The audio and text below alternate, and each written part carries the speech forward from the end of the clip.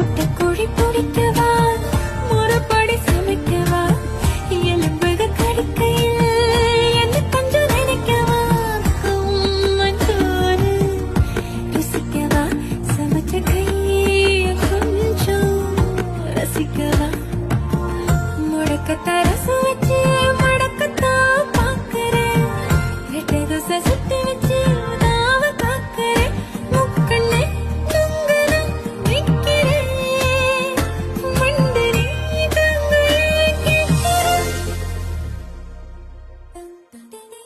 சர சர சர எல்லாம் ரெடியா? எப்போ ரெடி. வந்து டேஸ்ட் பாருங்க. இது என்ன சொல்லுங்க? தயிர் சாதம். உப்மாங்க. யோ, என்ன கருமையா இது? கர்மம் இல்லைங்க, குருமா. ரொம்ப தப்புங்க.